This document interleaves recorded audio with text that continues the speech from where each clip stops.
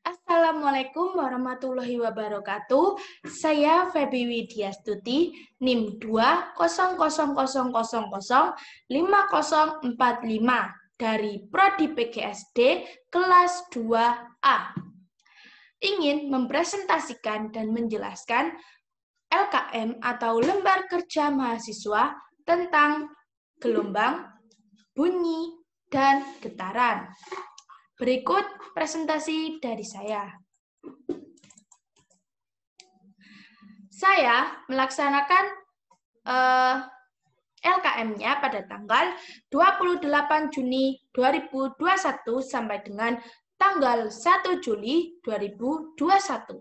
Jam pelaksanaannya yaitu pukul 15.35 sampai dengan pukul 11. Adapun jadwal pelaksanaannya yaitu menyiapkan alat, mendownload aplikasi Soundmeter, melaksanakan percobaan pertama dengan menentukan periode, waktu, dan frekuensi pada bandul.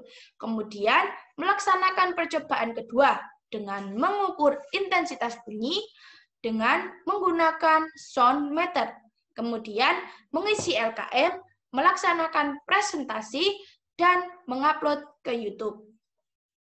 Adapun tujuannya, yaitu menentukan besarnya frekuensi getaran pada bandul sederhana, mengukur intensitas bunyi yang dihasilkan pada kebisingan, dan menghitung taraf intensitas bunyi.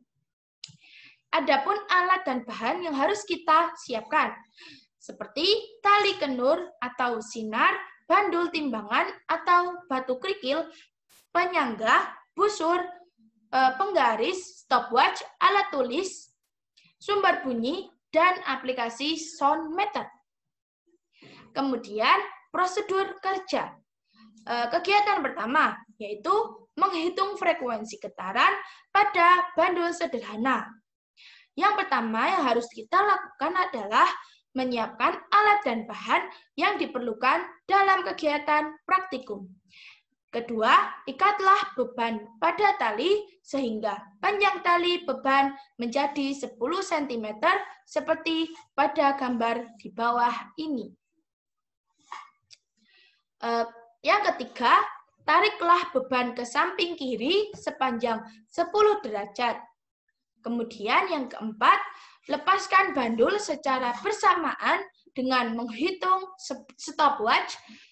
Kemudian hitunglah waktu untuk melakukan 10 kali getaran. Kemudian matikan stopwatch. Yang kelima, catatlah waktu yang ditunjukkan oleh stopwatch ketika bandul berayun bolak-balik sampai di titik semula sebanyak 10 kali getaran. Ulangi langkah 2 sampai 5 dengan panjang tali yang berbeda, yaitu 15 cm dan 20 cm. Yang terakhir, catat waktu yang ditunjukkan oleh stopwatch, kemudian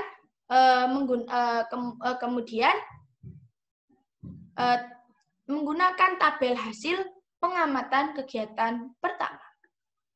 Kegiatan kedua, mengukur intensitas bunyi dengan Soundmeter.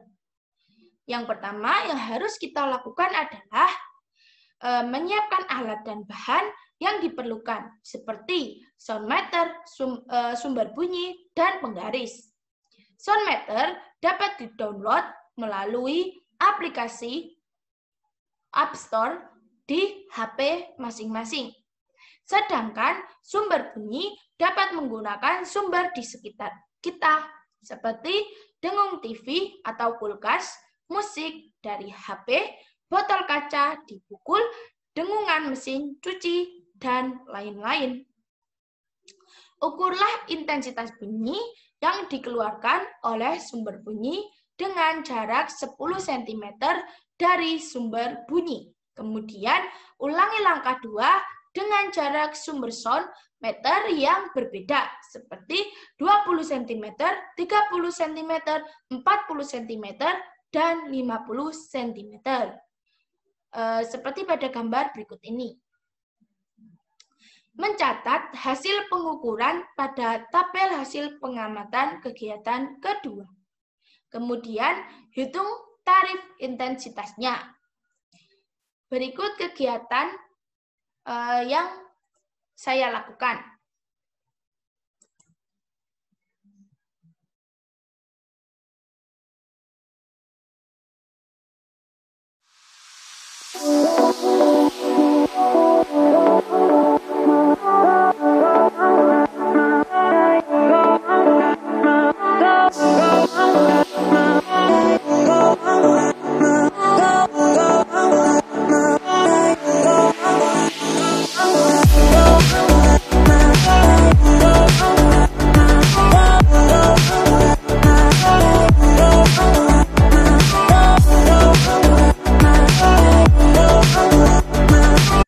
Kemudian, adapun hasil pengamatannya.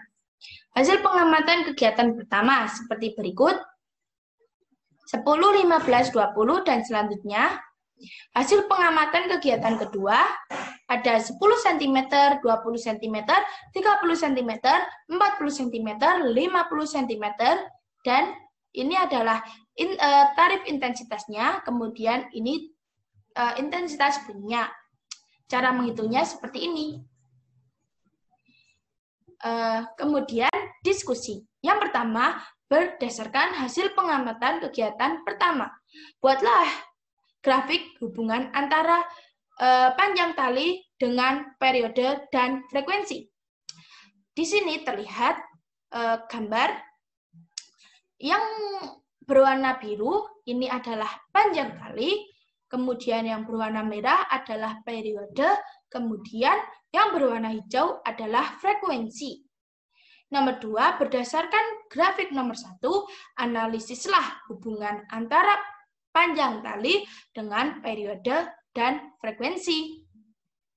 Hubungan antara panjang tali dengan frekuensi dan periode yaitu periode berbanding lurus dengan akar panjang tali, karena semakin panjang talinya maka akan semakin besar juga periode dan semakin kecil frekuensinya. Nomor 3, berdasarkan hasil pengamatan kegiatan pertama, buatlah grafik hubungan antara sudut simpangan dengan periode dan frekuensi. Berikut grafik dari saya. Warna biru menunjukkan simpangan, warna hijau menunjukkan frekuensi, kemudian warna merah menunjukkan periode. Nomor 4, berdasarkan grafik nomor 3, analisislah hubungan antara sudut simpangan dengan periode dan frekuensi. Adapun hubungan antara sebuah sudut simpangan dengan periode dan frekuensi adalah jika simpangan relatif kecil, maka besarnya nilai periode rata-rata ayunan bertambah dengan semakin besarnya sudut simpangan. Jadi, hubungannya adalah sudut simpangan tidak mempengaruhi besarnya periode maupun frekuensi yang mempengaruhi frekuensi dan periode pada bandul adalah panjang tali dan percepatan gravitasinya. Nomor 5, bandul sederhana bermassa 200 gram digantung pada tali yang panjangnya 90 cm. Jika gaya gravitasi bumi adalah 10 m/s², maka tentukan frekuensi dan periode bandul tersebut. Berikut cara penghitungannya. Dengan rumus seperti ini, maka hasilnya adalah 1,884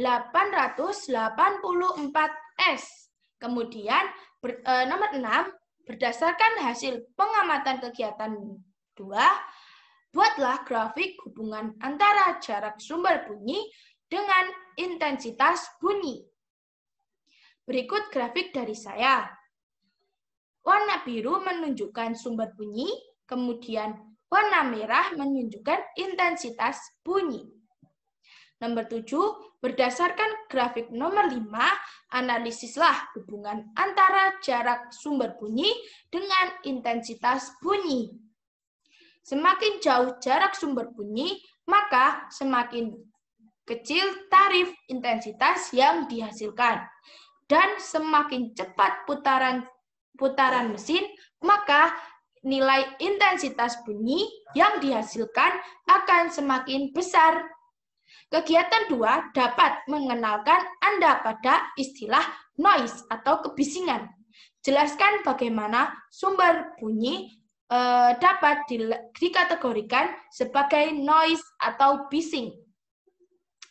Bunyi adalah gelombang longitudinal yang ditimbulkan oleh getaran dari sumber bunyi dan merambat melalui media udara atau penghantar lainnya.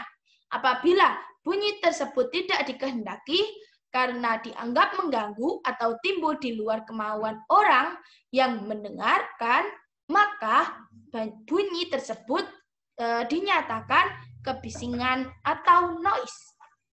Kemudian nomor 9, tuliskan sumber bunyi apa saja di lingkunganmu yang termasuk dalam kategori bising beserta besarannya, intensitas bunyinya.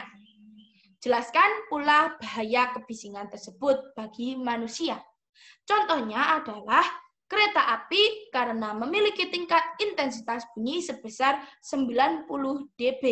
Kemudian kebisingan fluid polisi memiliki tingkat intensitas bunyi sebesar 80-100 dB dan kebisingan mesin uap memiliki tingkat intensitas bunyi sebesar 100-120 dB.